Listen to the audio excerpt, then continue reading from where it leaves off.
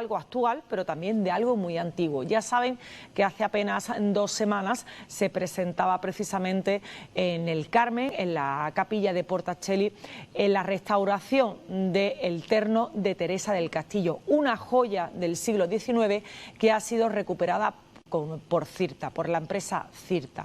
Ahora precisamente lo que vamos a hacer es hablar con ellos para que nos expliquen precisamente cuál ha sido ese proceso de restauración de este maravilloso terno.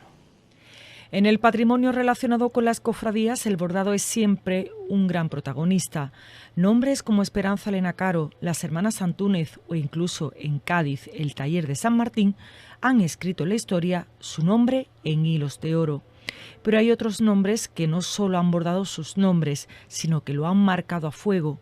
Ese es el caso de Antonio del Canto y Teresa del Castillo, un matrimonio que trabajó por y para las cofradías en el siglo XIX y que llevó al virtuosismo el bordado. Y para muestra, el terno y capa que regaló en 1859 un matrimonio a la Virgen del Carmen de Cádiz y que fue encargado a este diseñador y a esta bordadora que dejaron una obra de arte digna de cualquier museo. Es una pieza que atesora una serie de valores que la hacen merecedora de estar expuesta en el Museo de Bellas Artes de la Plaza Mina. Pero de la misma forma que hay piezas fenicias, romanas y las pinturas de Zurbarán, de la misma forma esta pieza tiene derecho de estar allí. ¿Por qué? Tenemos una pieza con un elevado valor histórico, tiene casi 2 siglos, una pieza de 1859, que además en el caso del hábito, túnica, vestido, escapulario y mangas, conserva todos sus materiales originales. Eso ha hecho que se mantenga íntegra tal y como salió del taller de Teresa del Castillo. Por lo tanto, tenemos una obra de un valor documental incalculable. ¿Por qué? Porque desgraciadamente todas las piezas que han salido del taller de este matrimonio, y aquí está la capa de ejemplo, han sufrido traspasos de bordado, por lo tanto han perdido elementos originales, han perdido valor histórico y se han desvirtuado mucho los diseños y sobre todo el acabado tan pulcro que caracterizaba la obra de esta señora. Entonces aquí tenemos uno de los poquísimos, por no decirte el único, porque hay por ahí otra pieza, pero es verdad que ya está mutilada, o sea que no está completa, que es un manto que hay en La Palma del Condado, ¿vale? Pero está mutilada, por lo tanto no tenemos la obra en su estado original. Y Cádiz tiene la suerte de tenerla y la Hermandad del Carmen tiene la responsabilidad de velar por su conservación. Su autoría no aparece en ninguna firma de la tela del terno, pero sí que quedó constancia en la revista La Cruz, publicada en 1859 en un artículo firmado por el periodista León Carbonero y Sol, que hablaba sobre ese terno salido del taller de Teresa del Castillo. No hay duda porque afortunadamente se conserva una revista que se llama La Cruz, que se publicó en 1859 y en la que el periodista León Carbonero y Sol, creo que se llamaba, es el que apunta el estreno, la donación de un matrimonio anónimo y la autoría, diseño de Antonio del Canto y Torralbo y bordado por parte de Teresa del Castillo y Morillo.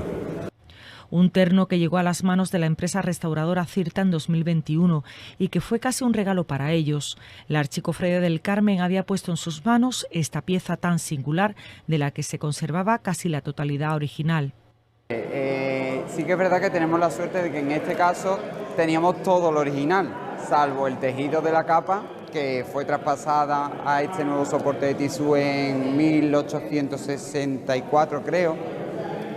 En el hábito, en el vestido, en el escapulario, las mangas y los puños, teníamos el terciopelo original, los bordados originales, incluso el forro original, lo cual es increíble que en una pieza de esta época, de esta categoría, esté intacta. Materiales únicos y diseño minucioso, un dúo que hace que la pieza sea casi insuperable. Lo que más nos llama la atención, porque mira, por lo general las piezas de estas características están hechas con materiales nobles, tejidos de seda, terciopelo, hilos metálicos. Los materiales suelen ser, por lo general, muy similares. Lo que aquí llama la atención, además de los daños, pero son también los lógicos, los frecuentes, era el virtuosismo técnico del conjunto. Es que eso es lo que más destacamos porque es lo más llamativo. es que hay una complejidad técnica detrás de cada detalle que cuesta trabajo pensar, como en una época en la que no había luz eléctrica, en la que no había muchas comodidades que hay hoy para hacer esos trabajos, y sin embargo hoy en día no se hace eso. Para llevar a cabo su restauración, lo primero era limpiar la pieza de polvo, analizarla y ver su estado. A partir de ahí, iniciar un trabajo lento, pero que su resultado es más que óptimo.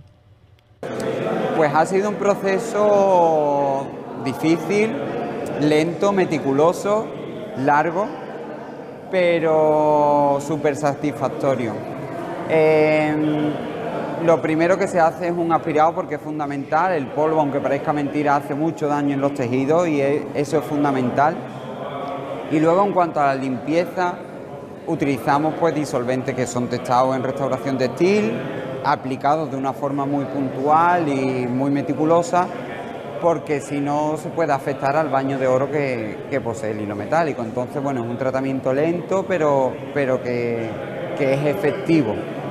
Y luego pues la consolidación, que para ello utilizamos tejidos que tenemos que teñir normalmente, aguja curva y hilos de seda natural, que también los teñimos para que queden integrados con el conjunto. Reto que nos ha supuesto este terno, pues que al tener todos los tejidos originales no queríamos ni siquiera desmontar ni descoser los forros, pero claro, eso dificultaba en muchas ocasiones el tratamiento posterior. Entonces sí que es verdad que en zonas puntuales hemos tenido que descoser alguna puntada para poder insertar algún injerto de tejido. Un estudio previo, como he comentado, una toma de muestras para mandarlas a analizar, para saber los materiales a los que nos enfrentábamos, para plantear un tratamiento u otro y para conocer qué había detrás.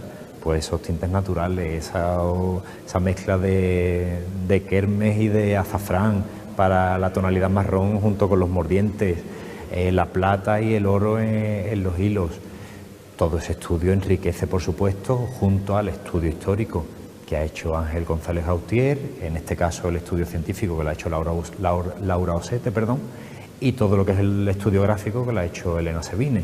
Entonces, una vez que se ha hecho todo eso, se han ido ya planteando tratamientos para frenar los daños que estaban poniendo en riesgo esta pieza. Nunca para ponerla más bonita ni para ponerla como si estuviera nueva. Es una pieza que tiene cerca de 2 siglos, nueva no va a estar jamás. La tarea nuestra era frenar los daños y estabilizarla para que se le siga dando un uso puntual, obviamente sabiendo lo que se tiene entre manos y con mucho cuidado.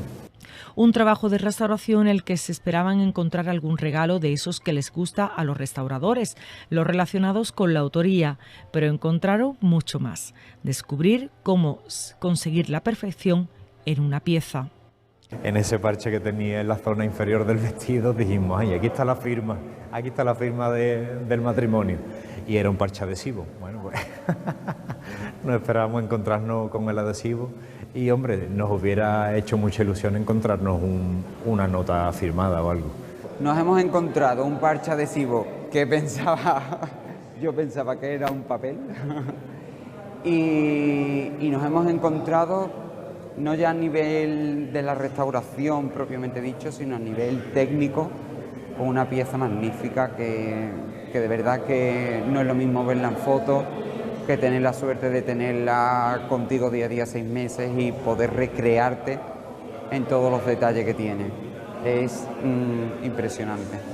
Una restauración que ha permitido a estos profesionales imaginar cómo tenía que trabajarse en aquel taller del siglo XIX, intentar imaginar a este matrimonio que trabajaba por y para la perfección. A mí personalmente me ha llamado muchísimo la atención los escamados de lentejuela, que son increíbles, como las soluciones que le da algunas flores como las azucenas, utilizando lentejuela, canutillo y la mezcla de elementos, y por otra parte todo el diseño de tallos súper finos que tiene el vestido, que hacen un juego de entrecruzamiento que no hay parangón, vamos. Era la perfección absoluta. Pero sin lugar a dudas, mira, nosotros hemos tenido la suerte de intervenir piezas de finales del XVII, del siglo XVIII, piezas de las hermanas Antúnez, que son también unas bordadoras muy reconocidas afortunadamente, de Rodríguez Ojeda, de Esperanza Elena Caro. O sea, tenemos la fortuna de que hemos intervenido piezas de primer nivel. Y la perfección técnica que hay aquí y el nivel de detalle y la pulcritud con la que está tratado todo, eso no lo hemos visto. Entonces por eso lo reseñamos tanto. Una pieza en donde, a pesar de los años y de los daños externos, ha llegado al siglo XXI casi perfecta. Microaspirando muy bien, eliminando todos los restos de polvo y de suciedad que había, sobre todo en la zona donde el volumen de los bordados era más alto, por lo tanto creaba más recovecos, ¿no?, por así decirlo. La limpieza de los hilos metálicos también para devolverle un poco de brillo y sobre todo la consolidación de los soportes de terciopelo, que eran los que presentaban un estado de conservación más deficiente, concretamente en los extremos superiores de las mangas y la zona inferior del vestido. Haciendo pruebas de tinte, se le colocaban en el reverso fragmentos de tejidos de seda teñido, en algunos casos hasta de terciopelo, buscando una tonalidad que quedara integrada cromáticamente dentro del conjunto. Todo eso va fijado a los soportes originales con hilos de seda, siguiendo una serie de puntos concretos de restauración, para así evitar que una zona dañada, con un 7 o con un corte, sufra un desgarro mayor.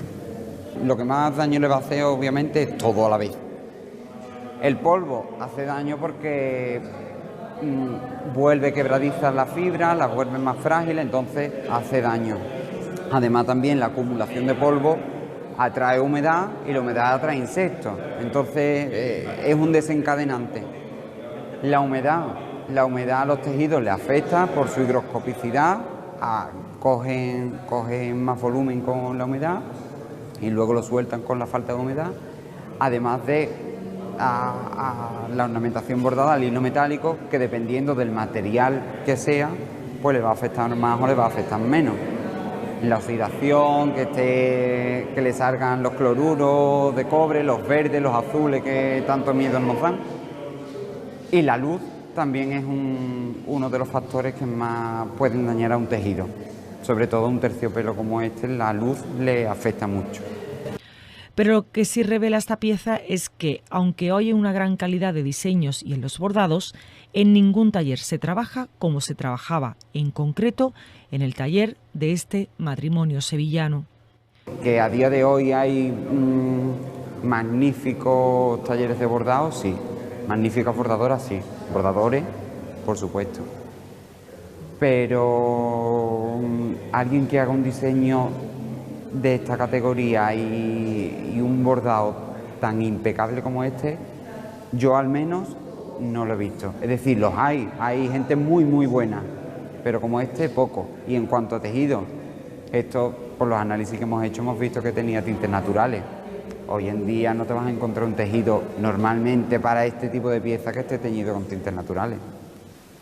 Yo sin duda me quedo con la forma de resolver los detalles, con la combinación de técnicas, de efectos de bordado, de materiales, de combinar lentejuelas y canutillos con los recamados, combinar el bordado en hilos tendidos con el bordado en picado, cómo se entrecruzan esos tallos tan finísimos, que eso parece imposible que se pueda hacer, y ahí está. Yo sin duda me quedo con eso, vamos. Y en lo que también se deduce de esta relación, que el matrimonio era un matrimonio en todos los sentidos. Marcaron un antes y un después. En este caso, afortunadamente, Antonio del Canto va de la mano de Teresa del Castillo y viceversa. Es decir, se entiende que son un binomio y a la vista está. El diseño es exquisito, además hay noticias de otro diseñador que hubo en Sevilla a finales del siglo XIX, que él apunta que Antonio del Canto fue el que crea un nuevo estilo. Eso es algo muy desconocido y eso está escrito. Es verdad que es una apreciación más personal y más subjetiva, ¿no? Pero él comenta que es Antonio del Canto el que introduce un cambio de aire en el bordado en oro de las hermandades.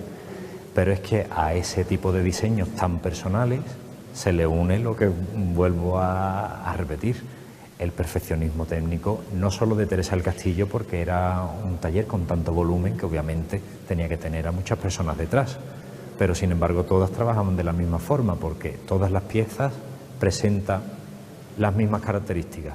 Y eso hay que tenerlo en cuenta, porque una persona aborda de una forma, otra de otra y otra de otra. Y todas esas piezas luego se unen en una misma obra. Sin embargo, aquí parece que todo está hecho por la misma mano. O sea que también Antonio del Canto y Teresa del Castillo tendrían que tener cacaruca y deberían ser hiperexigentes. Pero bueno, a la vista está. La Archicofradía del Carmen atesora en su patrimonio una joya, una obra de arte con valor semejante a los sarcófagos fenicios o a un cuadro de Velázquez. Las cofradías, además de su valor espiritual, nos regalan cada día a todos algo tan importante como el patrimonio.